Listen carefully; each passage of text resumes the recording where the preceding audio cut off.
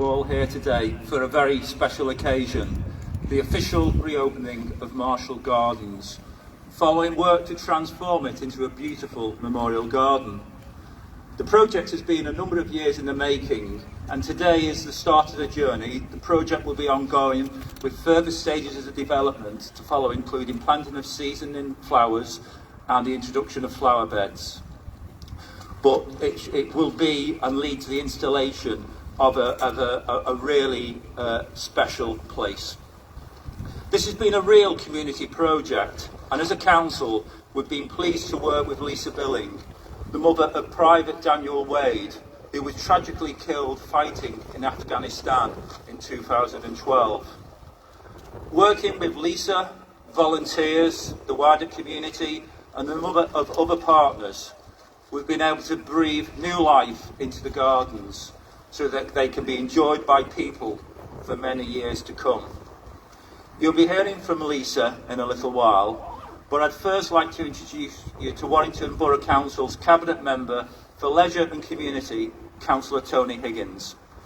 Councillor Higgins has been a big supporter of this project from the start and will tell you a little bit more about the work we've done to transform the gardens. Councillor Higgins. Thank you, David. Yes, I'm Councillor Tony Higgins. Can you, I hate microphones. Yeah, I'm Councillor Tony Higgins, and as David points out, Cabinet Member for Communities. My first welcome must be to the weather. We've all seen some appalling weather, and I thought, please be dry, because we want this to be a nice day and a nice occasion, so everyone would attend.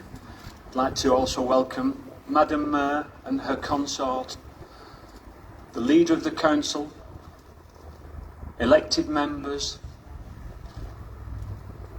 chief executive to the council, the police and other services, officers of the council. But more importantly, I'd like to reserve my big thanks, big welcome to you here, the people of Warrington. It's you, the community, who've made a huge impact on what we do here in Warrington. When I first met Lisa Billing just over 2 years ago, I came on site here, met with Lisa. I didn't know who Lisa was. I knew the backstory and I knew about her son. But I met with Lisa along with Stephen Broomhead, and Lisa had this vision to turn this small park into a memorial park. And I thought at the time, yes, very happy to support, no problem. But I thought, this is a big task, this is a big job. Lisa's small, can she carry all this responsibility? But who was I to know that she's got the heart of a lion, small in stature, but the heart of a giant? And that was Lisa. And I went away very impressed. And I spoke with Stephen and officers straight after that initial meeting and said, yes, we should be supporting this. This is exactly what we need to do. So Lisa went off and did a lot of groundwork and worked with different community groups and to look at how we could get sponsorship and funding and the council support. And Lisa did all that. She worked behind the scenes and she worked away. And what carried Lisa through all that was the love and that commitment, not just for her son, but for every single person who is killed or injured in conflict. We know all too well in recent news that is becoming reality again. Now, I don't know if anyone remembered the park prior to what you see now.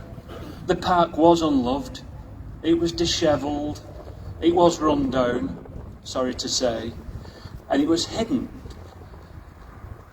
And you can see the life that's been brought back into this park. I actually think it was the right place to do it. In fact, I was pleased it was a little bit run down. You needed to see the contrast. You needed to see the difference. And Lisa and the community groups, the volunteers who have transformed this park, have done an amazing job. You can see around the difference and the life that has been brought into this small community park. It's the right location. It's the town centre. It mirrors the Cenotaph, and people can come here and reflect at any time. It's an organic park in the sense that it will change with the seasons.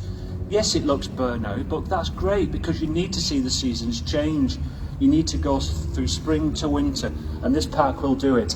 And that is all down to Lisa and the partnership working, the community groups, the volunteers who come here, unpaid, unwaged, no clocking on, no clocking off. It's all done because they love the task, they love this town, and they love what Lisa was putting on. Now, I'm like a broken record, you've just got to knock me sometimes. I've just got a few words. I don't know if anyone watched the inauguration of Joe Biden, but there was a young poet. She was the youngest poet ever to attend the inauguration of a president. She was very inspiring, her words were words of comfort and support. And I just want to read just 2 verses from it, not the poem she read at the inauguration, but I thought these were very appropriate to Lisa, but I also think they're very appropriate to the time. The words are, "We ignite not in the light, but in lack of thereof. For it is in loss that we truly learn to love. In this chaos we will discover clarity. In suffering we must find solidarity. For it's our grief that gives us gratitude. Show us how to find hope if we ever lose it. So ensure that this ache wasn't endured in vain. Do not ignore the pain, give it purpose and use it." And that's what Lisa did. Through her pain of loss, she chose to channel that into this project and give everyone else hope.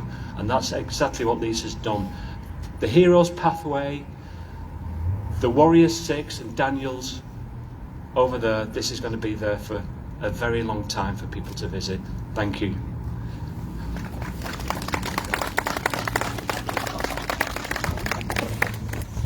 Thank you, Councillor Higgins. I would now like to introduce the Mayor of Warrington, Councillor Maureen Cregan, who will say a few words about Marshall Gardens and their importance before carrying out the official opening of the gardens.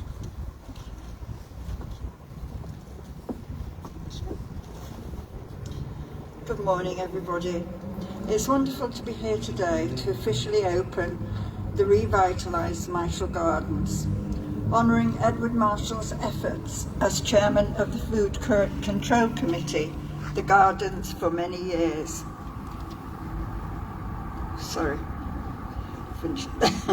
We're cherished by local people, providing a beautiful, I can't see properly at the minute, at the heart of Warrington.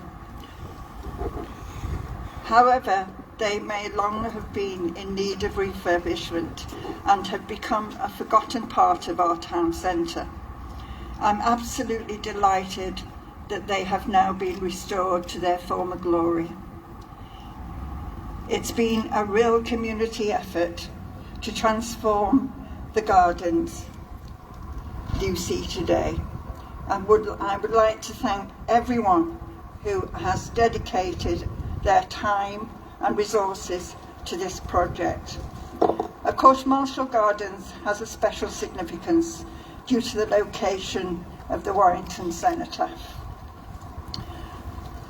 The Cenotaph is our most treasured landmark, providing an important site for many people across Warrington to remember those who have been killed or injured in war.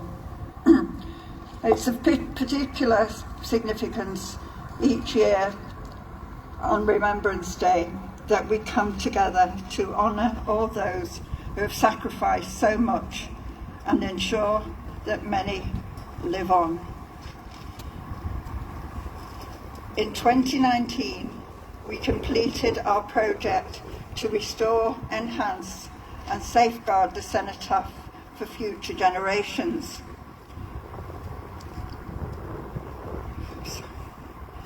It's fantastic that Marshall Gardens has also been prepared for future generations to come.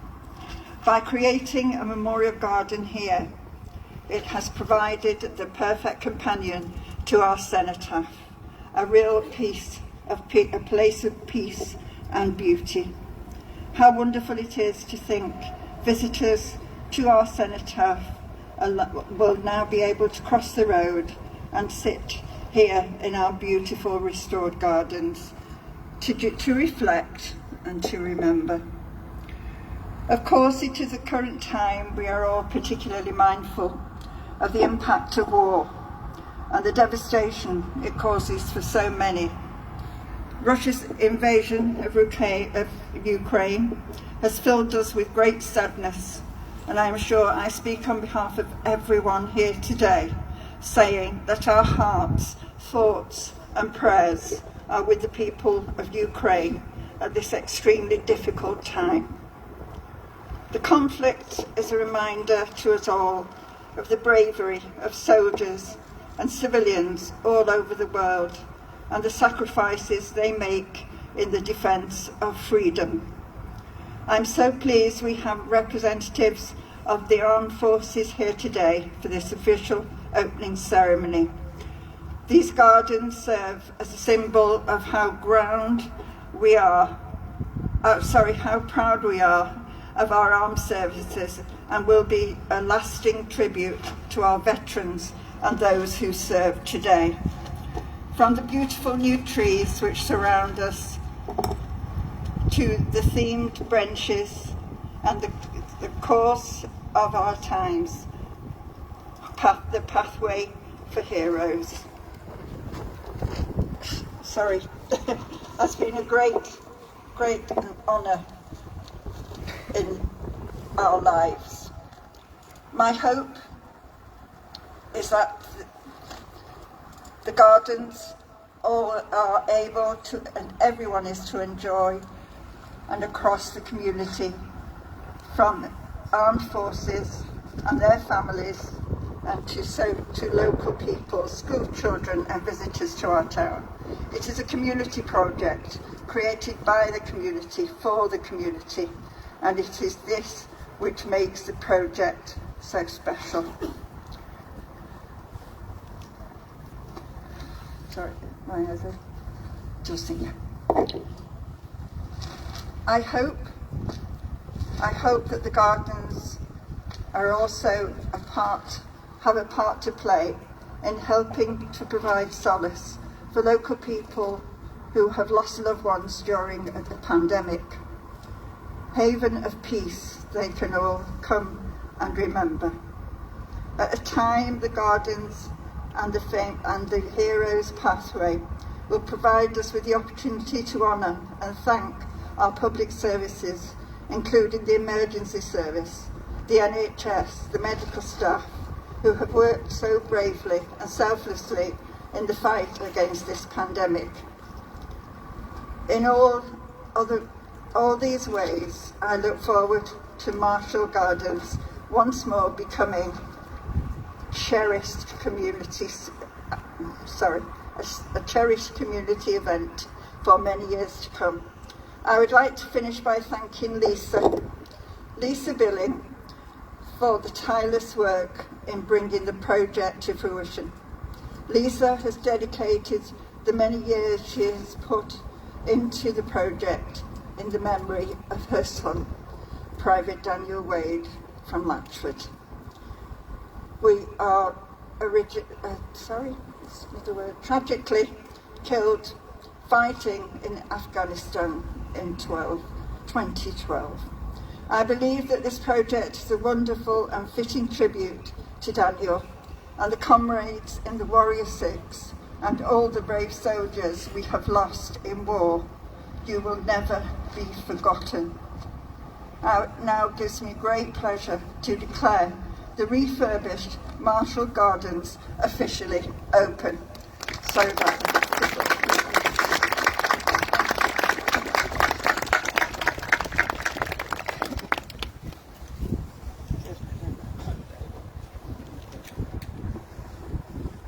Thank you, Madam Mayor. Finally, I would like to invite Lisa to say a few words. As has been said now by a number of us, Lisa has been absolutely instrumental in the delivery of this project, from an initial idea to create a memorial garden, to developing a project plan, to working closely with us over the past 18 months, and to bring the plans to fruition. As we've already said, this will be an ongoing project, and it will be successful because of the invaluable support Lisa's already given us and the volunteers and the wider communities. And I'm sure we'll all look forward to seeing the gardens develop further in the years to come. Lisa. Thank you. Hello everybody, my name's Lisa Billing. For those of you that don't know me, sorry, I'm getting a bit emotional. Today marks the 10th anniversary of my son and the Warrior 6 who was killed in Afghanistan when their Warrior fighting vehicle hit an IED, instantly killing all 6 on board. The day that we were told of Daniel's death changed my life and our world forever, but not just my life, that's my daughter's and my family's life too. When I stumbled upon Marshall Gardens by accident, I was actually at the Cenotaph and seen Daniel's name on the wall. I was crying my eyes out, because I'm a mardy, and the cars were beeping, so I'd ran over, I'd seen a little gate and I just ran and found myself in here. And there was an old bench that was up there that was a bit tatty and a bit worn out. I sat on it and nearly fell off it. So that was like Daniel saying, come on mum, get your tears back. So that gave me the idea of bringing this neglected garden back to life. But not only that, remembering the gentleman of Edward Marshall, MBE, who the gardens were originally open for in the 50s. The Acer tree right there, that's the only tree that has survived the garden, is actually 65 years old, so we were able to date the garden's opening from that tree. Sadly, we did have to get rid of a lot of the trees due to the mould that we found once we started picking away at the weeds. Me and the volunteers that have been absolutely fantastic, we found that the trees did need to come down. So I'm really sorry for people who love the trees, but we have put 18 new trees in this garden, and every single one of them is unique to Warrington. You won't find them anywhere else in Warrington, trust me, because Dave Cotterill made sure of that. I've got a few thank yous that I'd like to thank. Firstly and foremost, I'd like to thank the other members of the Warrior 6 families, Monica Kershaw, who's Private Christopher Kershaw's mum, and Diane Sharples, who is Private Daniel Wilfred's mum, who joined me today on especially this sad anniversary of our son's deaths. I'm not the only mum today that's heartbroken, trust me. Anyway, I'd also like to thank Ian Taylor and Nick Turner from Northwood Investors. Thank you so much for your sponsorship money. Without you, the benches and a lot of the garden would not have been here today. Warrington Wolves for Rugby Club for your sponsorships and helping us get the gates open and revitalised. We really appreciate the gates have been able to be restored. Also, Warrington Worldwide Legacy Project. Thank you to Gary Skeltonberry for choosing me in Daniel's memory for this legacy, and also for Daniel's legacy too. I'd also like to thank the volunteers. Thank you so much. Without you, I couldn't have done it. There are a lot of you to mention, so I won't go through because I've thanked you each and every one of you individually. And also, I'd like to thank Jake Walker, who originally bought a stone at Sunderland that gave me the idea of the Heroes Walkway. Without Jake doing his tireless effort of a 24-hour walk at Weston-super-Mare, he became close to my heart, Jake, and he always remembers Daniel. So it's thanks to you, Jake, that Daniel now has his very own Heroes Walkway. So we can all remember our heroes. After all, we all have a hero. Whether they have passed away or they are alive, it's a great way to show that you're a hero, that you can think of them. Each sale from the stone, the money will go to St Rocco's Hospice and also to the Warrington Wolves Foundation, the offload. They do so much work with men's mental health, and there is a big stigma around men's mental health, and I think highlighting it maybe will help everyone and bring people together to try and save more men's lives. And I'd also like to thank the council, Professor Brumed and Councillor Higgins, for saying yes. Thank you so much, because without you saying yes, I wouldn't be stood here today. And also Ian Brackenbury, Dave Cotterill and Kev McCready and Vicky Rowe. You've met me now, and don't think just because this garden's open you're going to get rid of me. I really look forward to working with you as seasons come and go. And I'd just like to finish with saying, today is a blessing, tomorrow is not promised. Be kind to one another, and thank you.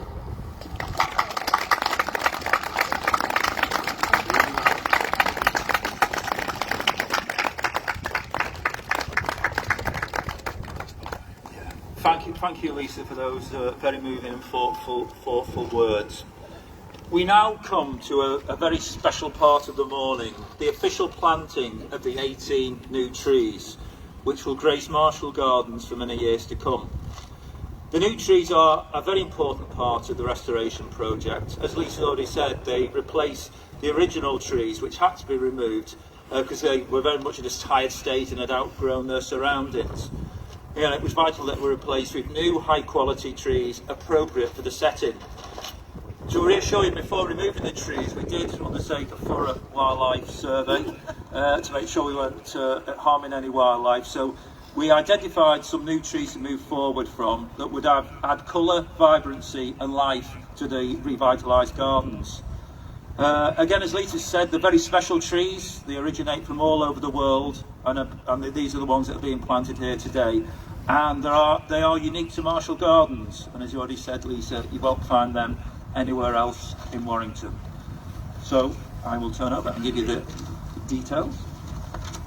So the trees that are being planted include the golden Indian bean with its exotic orchid-like flowers, the candy floss tree with its smells of burnt sugar, the sweet gum tree which burns with crimson and gold in autumn, the black mulberry, a tree of great dignity brought to Britain by the Romans and widely planted by King James I, the crab apple tree, a species first introduced from Japan in the early 1860s, and finally the Persian ironwood with amazing autumn colour.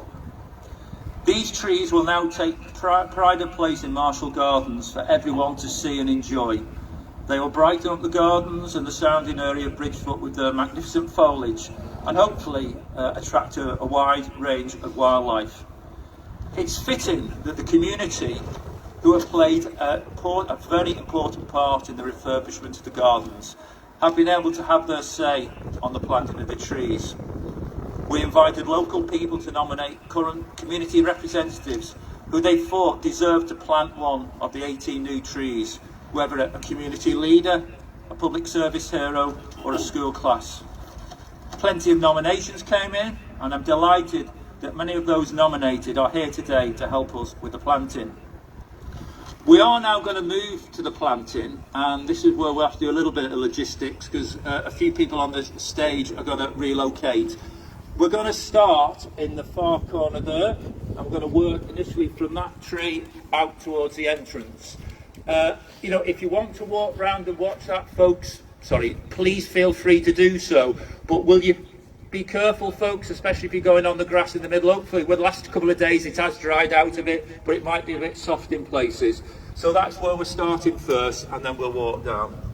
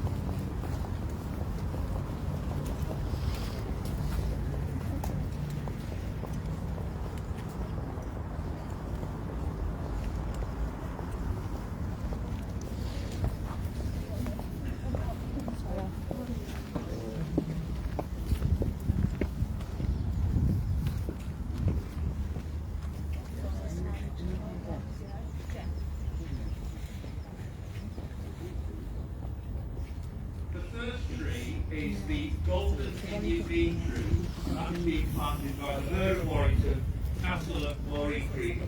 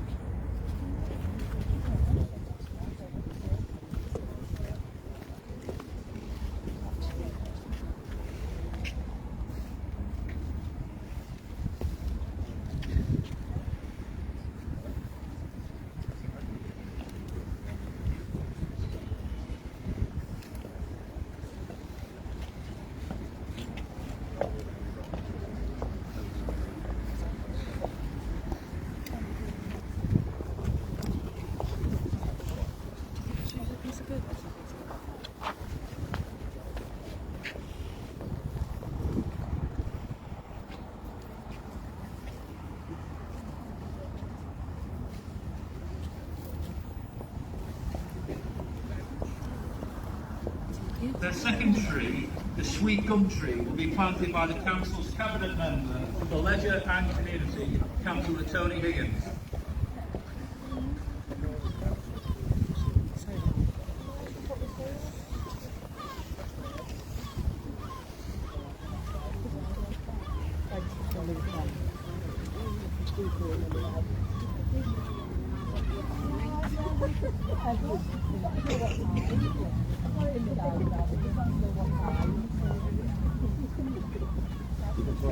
Could the people who've got trees to plant go and stand by the trees, please? Thank you.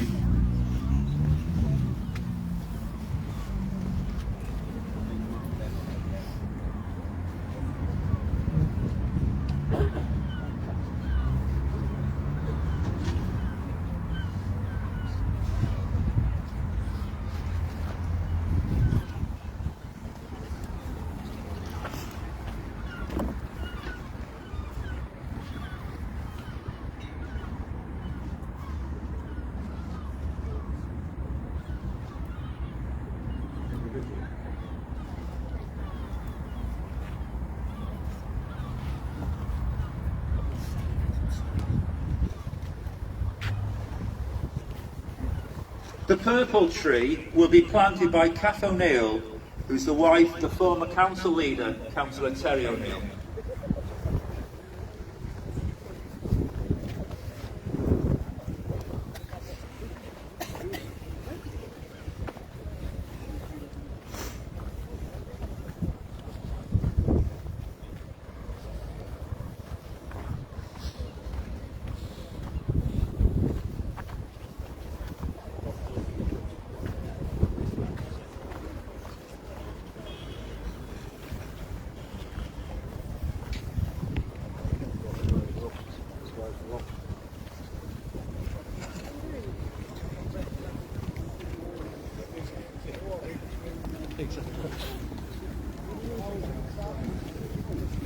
The candy plot tree will be planted by Councillor Leader Russ Bowden and Council Chief Executive Professor Stephen Broomhead.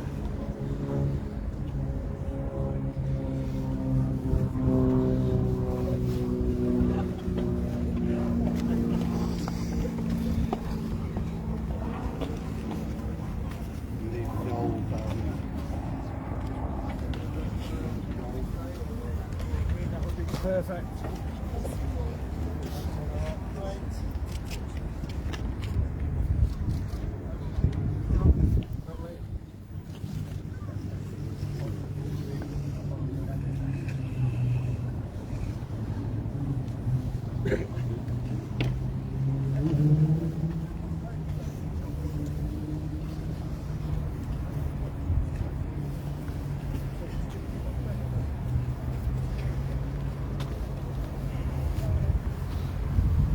The next tree, the Persian ironwood tree, will be planted by Ward Councillor, Councillor Steve Wright and Noel O'Rourke.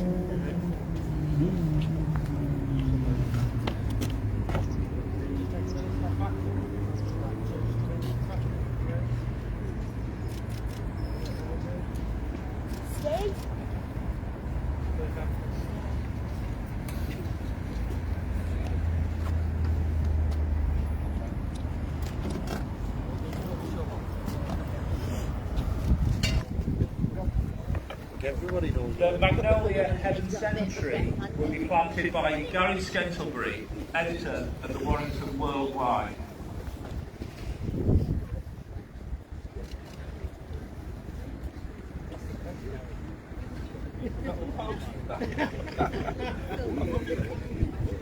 No more there, folks. I'll get a picture. Stand up a little bit on your shoulder. He's going in there, lovely. He's doing fine. Thanks for looking out, mate.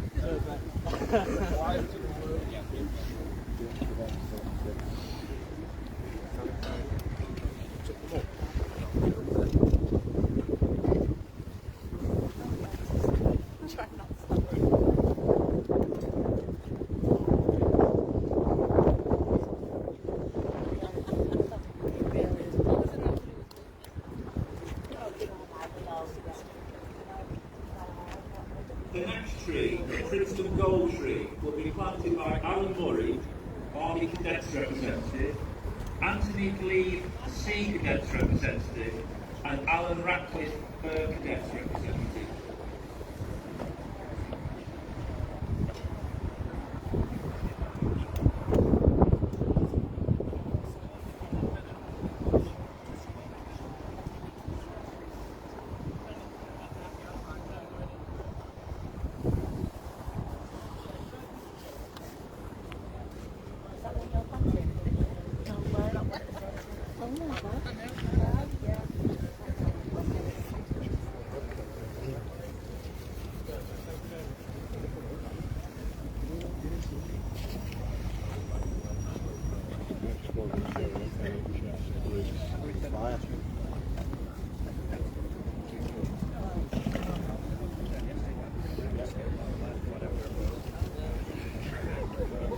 The next tree, the black mulberry tree, will be planted by Steve McClurk, Chairman of Warrington Hospital, Neil Drum, Warrington Police Chief Inspector, and Lon Cashin, Chief Fire Officer and Chief Executive of the Cheshire Fire and Rescue Service.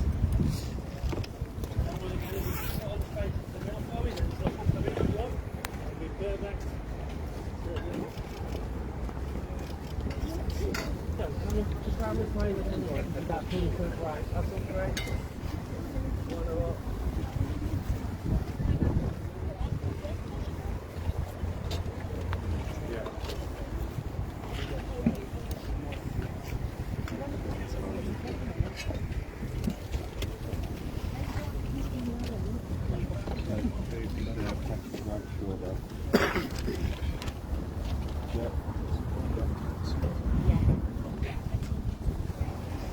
The first crab apple will be planted by Patty Bradshaw, founder of the Sharon Bradshaw Foundation.